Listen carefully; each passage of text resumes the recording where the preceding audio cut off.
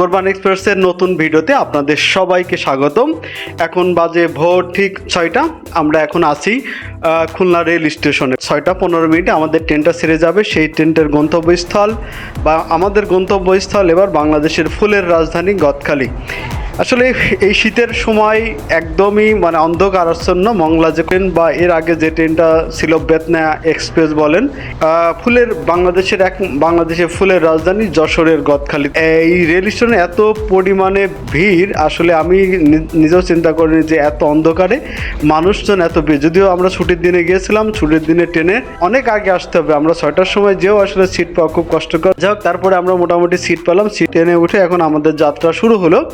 আমরা আসলে খুলনা থেকে যে ট্রেনটা মংলা এক্সপ্রেস বলেন বা মংলা কম্পিউটার ট্রেন, এটা এরপরে আসলে যশোর যাবে। যশোর যাওয়ার পরে প্রথম যে স্টেশন সেটি ঝিকরগাছা। আমরা আসলে ঝিকরগাছাতে নামবো। আমরা মোটামুটি 8টা-10-এর মধ্যে ঝিকরগাছা পৌঁছে যাই। 6:15 যে আমাদের ট্রেন ছাড়ে এবং এখন আমাদের ট্রেন থেকে নামতে হবে। আমার মনে হয় যে কেমন জানি ঈদ ভাব, এত পরিমাণ ভিড় এবং অধিকাংশ মানুষই আসলে এই ছুটির দিন বা এই যে এখন ভ্রমণের সময় খুলনা অঞ্চলের মানুষ প্রচুর পরিমাণে গদখালিতে ঘুরতে যায় বা যশোরে ঘুরতে যায়। যশোর এবং গদখালি একটা প্যাকেজ। আপনি গদখালি থেকে যশোরও যাইতে পারবেন, যশোর ঘুরে আবার দিন শেষে আবার খুলনা ব্যাক করতে পারেন।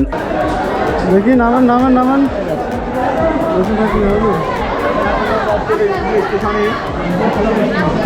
মনে হচ্ছে ঈদের সময় ভিড় এবং আপনার যখন ট্রেন স্টেশন থেকে নামবেন তখন দেখলে আসলে বোঝা যায় যে কী পরিমাণ ট্রেনে। আমার কাছে মনে হয় যে প্রায় 1000 লোকের বেশি মনে হয় ট্রেনে এইখান থেকে নামলো। যাক, ট্রেন থেকে নামার পরে আমরা এই ঝিকরগাছার এই স্টেশনটা আসলে বেশ উঁচু, রাস্তা থেকে বেশ উঁচু। আমরা স্টেশন থেকে নামলাম, নেমে এবং আমরা 5 জন ছিলাম। আমাদের এই 5 জনের একটা ইজি বাইক ভাড়া করলাম, জনপ্রতি 35 টাকা করে। 150 টাকার বিনিময়ে আমরা একটা ইজি বাইক ভাড়া করলাম বা রিজার্ভ করলাম। সেই ইজি বাইকে চড়ে আমরা চলতে শুরু করলাম।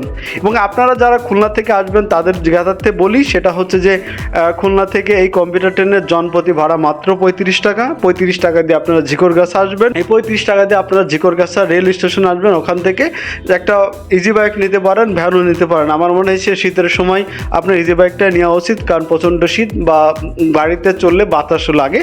সেক্ষেত্রে এখান থেকে ভাড়া মিটিয়ে নেবেন। 30 টাকা করে আমাদের কাছে নিয়েছে এবং সেটা একদম পানিসারা গ্রাম পর্যন্ত, অর্থাৎ ফুলের যে আমরা রাজধানী সেখানে যাই।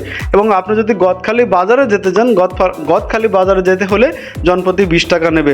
মহাসড়ক ধরে চলতে শুরু করেছি। বিখ্যাত বাংলাদেশ ভারতের যে ঐতিহাসিক যে মহাসড়ক, সেই সেপ্টেম্বর যশোর এর মহাসড়ক, এই মহাসড়ক ধরে আমরা এখন চলতে শুরু করেছি গদখালির দিকে। চলতে আমরা গদখালি বাজারের কাছে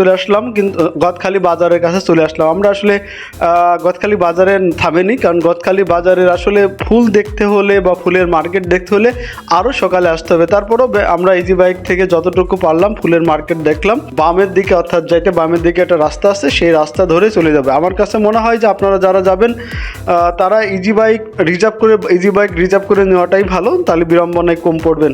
যাই হোক, আমরা চলতে একদম পানিসারা যে গ্রামের দিকে চলতে আসলাম। এবার আমরা চলে আসলাম ঠিক পানিসারা যে গ্রামে, যেখানে মূল যে গদখালির যে জায়গা। আমরা সকালে বেরিয়েছিলাম, বাসা থেকে বেরিয়েছিলাম সেই 5:30টার দিকে। তারপর আমাদের আসলে ক্ষুধা লাগার একটা ব্যাপার আছে, তো সকালের নাস্তাটা আমরা সেরে নিই। এই কি অবস্থা, খাওয়ার নাম কি? এই তো কেমন 5টা আমাদের 5 জন একটু ফাইন। এরকম কিছু খুঁজতে তো 10 জনের ক্ষেত্রে না হলে কাজ হবে। সেটা বড়টাও আছে নাকি? ও ফাইন।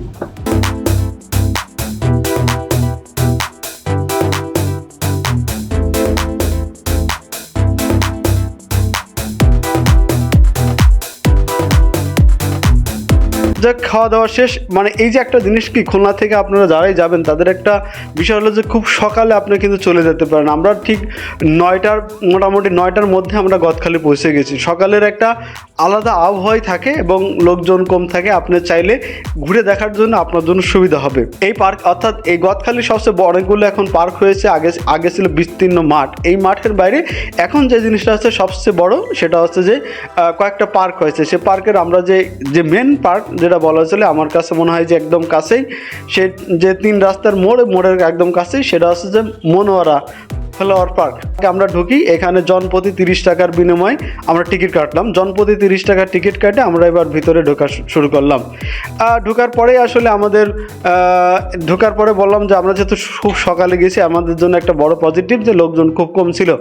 ঢোকার পরে আপনাদের সুন্দর একটা রাস্তা আসছে, যে রাস্তার 2 ধারে বা উপরে কিছু লাভ আকৃতির সৌন্দর্য বর্ধনকারী যে লাভ আকৃতির কিছু জিনিস আছে এবং সুন্দর একটা গেট আছে বা একটা রাস্তা আছে। তো রাস্তা ধরে আগে ছিল মূল যে আকর্ষণ সেটা হচ্ছে মনোয়ারা যে ফ্লাওয়ার পার্কের মূল আকর্ষণ, সে হলো ছাতা পার্ক। যেই ভাইরাল ছাতা পার্ক বা এই মনোয়ারা পার্কের সবচেয়ে বড় আকর্ষণ সেটা হলো যে ছাতা পার্ক।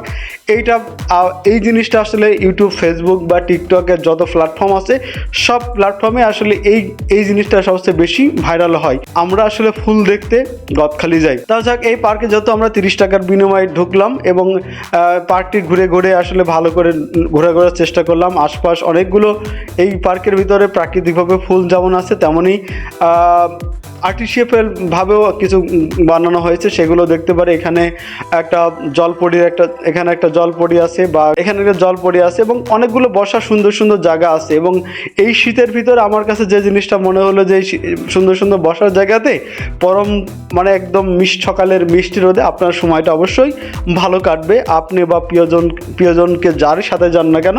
এবং এইটা অ্যাকচুয়ালি একটা ফ্যামিলি প্যাক হয়ে গেছে। আগে গদখালি মানুষ যাইতো একটু ঘোরার জন্য, দেখা যেত, এখন কিন্তু পুরো পার্কটি একটা বাণিজ্যিক হয়ে গেছে এবং তার কারণ আপনাদের আরও সামনে ভিডিওতে বলবো। এই বাণিজ্যিক হওয়ার কারণে এখানে আসলে সব কিছু ফুল চারদিকে বেড়া দেওয়া দিয়া।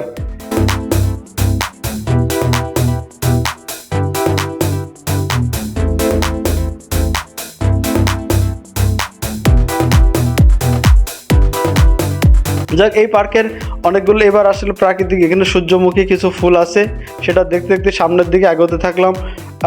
এরপরে আরও কিছু ফুল আছে, কিছু ফুলের নাম হয়তো আমার জানা নেই। মানে এই মনোয়ারা পার্কের মধ্যে আসলে পুরোটা ঘুরলে আপনার আসলে গদখালি দেখার অনেক অংশেই আপনার পূর্ণ হবে, কারণ এখানে যেমন প্রাকৃতিক ব্যাপার আছে, কেমন স্থাপত্য যে বিষয় আছে সেগুলো আছে।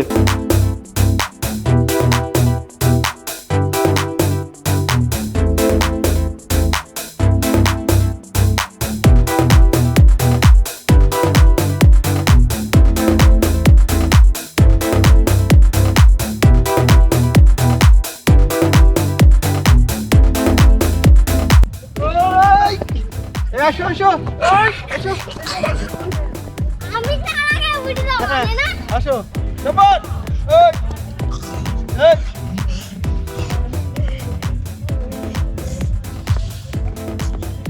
কি লাভ কয়টা না?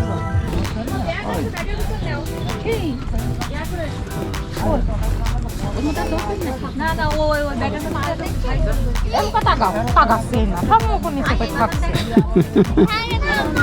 উঠে তারপরে এবার সামনের দিকে এগোতে থাকি। আসলে এখানে আমরা ঠিক 9টার সময় বা আমাদের ট্রেনে যারা আসছিলেন খুলনা থেকে, বেশিরভাগ মানুষ আসলে সকালে ট্রেনে যায় এবং অনেক দর্শনার্থী মোটামুটি আসতে শুরু করেছে। এবার বিভিন্ন আমরা দেখতে থাকলাম, এখানে সামনে একটা গরুর গাড়ি আছে, মানে প্রাকৃতিক যে বা দেশের সংস্কৃতি এবং ঐতিহ্যর কিছু বাহকের এরা রাখার চেষ্টা করছে। এখানে একটা গরুর গাড়ি আছে, তার পাশে একটা পালকি আছে। যাক, এবার সামনের দিকে যাই।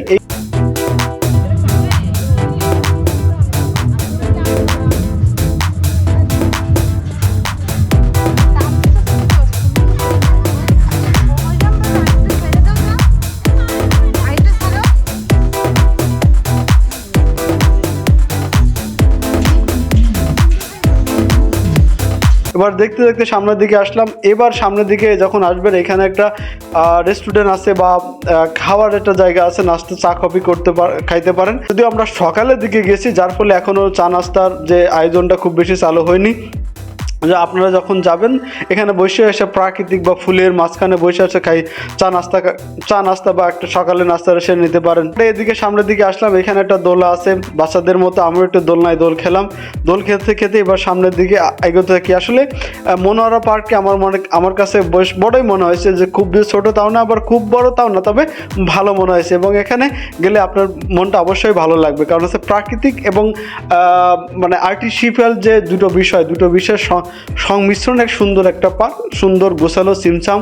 এবং সবচেয়ে মজাদার ব্যাপার হলো যে এখানে আমার যে বিষয় হচ্ছে যে এখানে ওয়াশরুমের ব্যবস্থা আছে। সাধারণত যে কোনো পার্কে গেলে নারীদের জন্য একটা বিড়ম্বনায় পড়তে হয়, নারী বা বাচ্চাদের জন্য। এখানে ওয়াশরুমগুলো খুবই সুন্দর, লাভ রোড বলতে পারেন। আমার কাছে মনে হলো লাভ রোড মানে ভালোবাসার প্রতিকৃতি দিয়ে এখানে পুরো রাস্তাটা সাজানো আছে।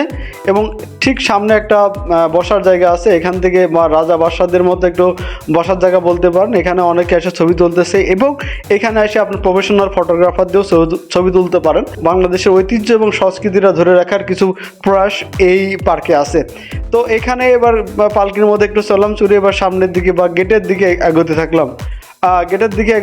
আমরা যখন প্রথম ঢুকি এই পানির ফোয়ারা চালু হয়েছিল না। যাক, পানির ফোয়ারার চারদিকে একটু ঘুরলাম, এবং আস্তে আস্তে রোদ উঠে যাচ্ছে, যার ফলে গায়ের পোশাক, আসলে শীতের পোশাকটা খুলে এবার শার্ট গায়ে দিয়ে পানির ফোয়ারা চারদিকে ঘোরাঘুরি শেষে এবার আমরা এখানে ছোট্ট একটা লেক বলা চলে, সেই লেকের মাঝখানে রঙিন মাছ আছে, সেই মাছগুলো দেখলাম। এবং আপনারা যারা পরিবার পরিজন নিয়ে আসবেন বা শুভাকাঙ্ক্ষী যার সাথে আসেন না কেন বা বাচ্চাদের জন্য এই বিষয়টা খুব সুন্দর, যে খুব কাছ থেকে ছোট্ট একটা লেক, সেই লেকের মাঝখানে রঙিন মাছ আছে, যেগুলো দেখলে আসলে বাচ্চারা খুবই খুশি হবে। ঠিক বের হওয়ার ডান পাশে বিশ্বকবি রবীন্দ্রনাথ ঠাকুর এবং কাজী নজরুল ইসলাম ভাস্কর্য আছে, তার সাথে একটু দেখা সাক্ষাৎ করে এবার সামনের দিকে এগোতে থাকি। মোটামুটি মনোয়ারা পার্ক শেষ, এবং মানে একটা পার্কের ভিতর থেকে সে পার্কটা ঘুরে দেখলাম।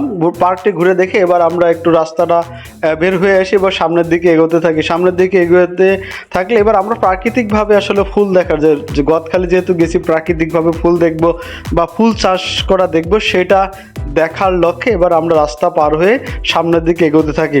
সামনের দিকে এখানে বিভিন্ন ফুলের দোকান আছে, বিভিন্ন রেটে আপনারা নিতে পারেন। গোলাপ বা আনুষঙ্গিক এবং মেয়েদের মাথার খোপা বলতে পারেন বা খাসি বলতে পারেন, এগুলো রাস্তার দুই ধারে অনেকগুলো দোকান আছে। সেইগুলো দেখে আমরা বিএডিসির একটা প্রকল্প আছে, সেই প্রকল্পের মধ্যে আসলে আমরা এখন দেখতে যাব ফুলের প্রাকৃতিকভাবে ফুল, অর্থাৎ ফুল খেতে, মানে ফুল যে ক্ষেত, সেই ক্ষেতের মধ্যে ফুল দেখতে যাব। তবে একটা বিষয় আপনাদের বলে রাখি, আসলে প্রাকৃতিকভাবে ফুল দেখার যে ব্যাপারটা, যে ফুল চাষ আমি 2019 সালে গিয়েছিলাম, 19 সালে যেরকম দেখেছিলাম বিস্তীর্ণ মাঠ জুড়ে ফুলের চাষ, এবং চাইলে আপনি দেখতে পারবেন। কিন্তু এইখানে ফুল দেখার ব্যাপারটা একদম টোটালি ভিন্ন, এবং কোন বেড়া দিয়ে ঘেরা। আপনাকে যদি ফুল দেখতে হয় তাহলে একটা নির্দিষ্ট পরিমাণ টাকা পে করে আপনাকে ফুল দেখতে হবে। যাক, আমরা যেহেতু আসছি এবার ফুল তো দেখতে হবে। যাক, একটা বাগানে ঢুকলাম, একটা ফুলের যে বাগান বা ক্ষেত, সেই ক্ষেতে ঢুকলাম। এখানে জনপ্রতি 10 টাকা করে দিয়ে ফুল দেখার জন্য ঢুকলাম। কিন্তু ফুল দেখার জন্য ঢোকার পরে আসলে খুব বেশি হতাশই হলাম, যে ফুলের রাজ্য নামক এখানে জনপ্রতি 10 টাকা দিয়ে আপনি যতক্ষণ সময় থাকতে ফুল দেখতে পারেন। কিন্তু জায়গাটা খুব বেশি বড় না, এটা হতাশই বলা চলে। কারণ হচ্ছে যে গোলাপ ফুল দেখার জন্যই মূলত গেলাম, কিন্তু এখানে গোলাপ ফুল আসলে ওইভাবে ফুটন্ত গোলাপ ফুল আসলে আমার খুব একটা চোখে পড়েনি। যাক, এই হলো মূল ব্যাপার। আসলে মানে যে গদখালি যে ব্যাপারটা, সেই গদখালির এই মানে পুরো হয়তো জার্নিটা আপনার অনেক ভালো লাগবে। প্রাকৃতিক কাছে যাইতে পারেন, পার্ক, ফুল দেখতে পারবেন। কিন্তু আমার কাছে মনে হয় যে টোটাল বাণিজ্যিকের উপরে একটা বাণিজ্যিক ব্যাপার শুরু হয়ে গেছে, যে ফুল ক্ষেত দেখতে হলে 10 টাকা, কিন্তু সেখানে ফুল আছে কি না আপনি কিন্তু আগের থেকে বুঝতে পারবেন না। এটা একটা আমার কাছে যে কেমন যে একটা ধোকায় মনে হলো, যে ফুল গাছে আসলে সেরকম কোনো ফুলই নেই। যে গোলাপ ফুল আমরা দেখতে গেলাম, হ্যাঁ আর হলে আর ভালো লাগছে না। ওই যে প্রথমে মাছ আছে ওই জায়গায় যাও। হ্যাঁ কত মাঠকে মাঠ গোলাই গাঁদা ফুল দেখছিলাম। আসো, কাটি কই গোলাপ গাছের ওই দিকে গেছে। যাও একটা সাথে যাও। যাক, তারপরে এখন তো ফুল তো দেখতে হবে। এখান থেকে বের হয়ে আবার অন্য একটা জায়গায় থাকলাম, ওর থেকে একটু দূরে বা পিছনের সাইডেই, সেখানে মানে দূর থেকে দেখার সুযোগ আছে। এখানে জনপ্রতি 5 টাকা দিয়ে আমরা একটা ফুলের বাগানে ঢুকলাম, এবং ফুল বাগানটা বা ফুল ক্ষেতটা খুবই ছোট, তুলনামূলক ছোট, কিন্তু এখানে অনেকগুলো ফুল আছে। আমার কাছে মনে হয় যে পুরো জার্নির শেষে যে জিনিসটা দেখার জন্য গেছিলাম, গোলাপ ফুল যে চাষ, প্রাকৃতিক গোলাপ ফুল, এটা হাতে নেড়ে দেখবো বা ছুঁয়ে দেখবো, ঘ্রাণ নেব, সেই জিনিসটা সবশেষে আসলে জনপ্রতি 5 টাকা দিয়ে ঢুকে দেখলাম, তবু তো দেখা হলো। যাক, আমার কাছে মনে হয় যে আপনারা যারা যাবেন তারা অবশ্যই প্রাকৃতিক এবং প্রাক সব মিলে একটা ভালো সময় কাটাবেন ফুলের রাজধানীতে। এবং খুলনা থেকে কিভাবে যাবেন সেটা আপনাদের জানাই, যে খুলনা থেকে প্রতিদিন ঠিক খুলনা থেকে 6টা 15 যে ট্রেন যায়, সেই ট্রেনে জনপ্রতি 30 টাকা দিয়ে আপনারা ঝিকরগাছা নামবেন। ঝিকরগাছা থেকে জনপ্রতি 30 টাকা দিলে আপনারা যেতে পারবেন একদম পানিসারা গ্রামে, এবং 30-60 টাকার বিনিময় মাত্র 60 টাকা খরচে আপনি যেতে পারবেন যশোরের এই গদখালিতে। আর ফুল দেখার বিষয়টা আসলে যে ওটা যে টোটাল যে মেন যে স্পট, এই স্পটের বাইরে বা একটু দূরে গেলে আপনার প্রাকৃতিকভাবে ফুল দেখতে পারবেন, খরচই করতে হবে জনপ্রতি 10 টাকা বা 5 টাকা। কিন্তু আমার কাছে মনে হয় যে আপনারা সবচেয়ে বেশি সমস্যা সেটা হলো যে আপনি হয়তো জানেন না যে কোন বাগানের ভিতর ফুল এখন ফুটন্ত আছে।